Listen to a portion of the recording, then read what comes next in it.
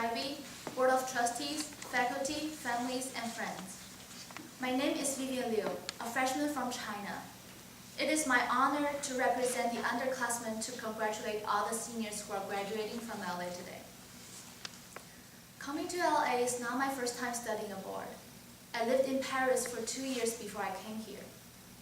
Paris was the most artistic and romantic city, and it was a new world for me. I didn't speak any French, and I knew nothing about France. I relied for everything on my mom since she spoke French fluently. One day, my mom and I had a trip to the suburb of Paris. It was late in the afternoon, and I was waiting for her to take me home. However, my mom said, "I have business in town. You can go back home if you're tired." Wait, by myself? Yes, by yourself. We have lived in Paris for a year. You should be able to recognize the way home now. I've never been able to figure out the complicated bus and metro lines because I was following my mom all the time. "But what about dinner?" I asked. My mom said, "You learned how to say sandwich and hot chocolate in French, right? So what's the problem?" I was silent for a moment. "Well, Mom, you know what? I'm not tired. I'll just go with you." In fact, I was really tired, but in order to not take any risks, I still chose to hide behind my mom. I didn't want to be seen as a tourist, and I had a feeling that my French would never be as good as my mom's, so why bother? I didn't really live in Paris. I only breathed in Paris. 3 weeks after my arrival in Paris, my school hosted its annual outward-bound trip to England.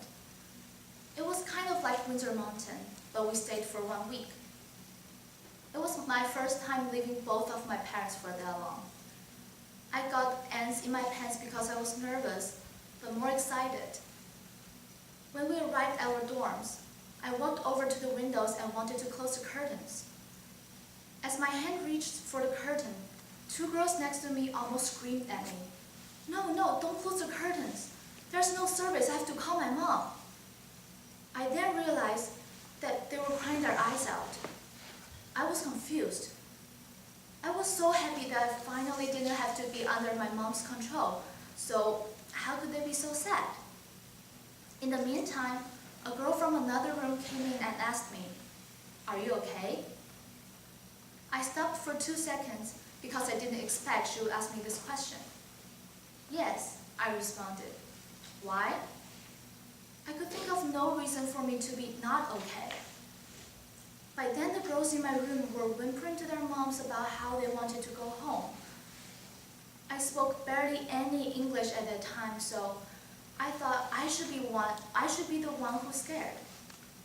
Maybe I should cry a little bit, I thought, but I had no tears. At that time, I thought that being independent would be a really easy thing for me. After I came to LA, I realized that being independent is totally different from being away from home for 1 week. Here, I have to do everything by myself.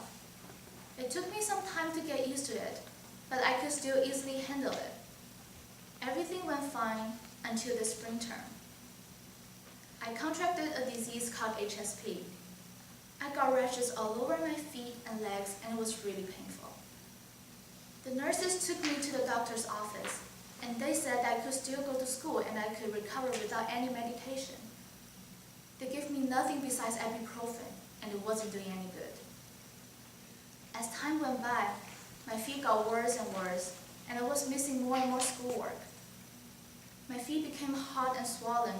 They felt like they were going to explode, and the pain kept increasing. Just imagine that somebody suddenly stabs your feet with a knife and stabs them over and over again in the same spot. Soon, I couldn't even stand. And the fact that I live in Loomis, the old house far away and down the hill, made my situation even worse. Before long, my mom had to come here. Our Chinese doctor suggested that I should take a medical leave for at least 2 months and return to China.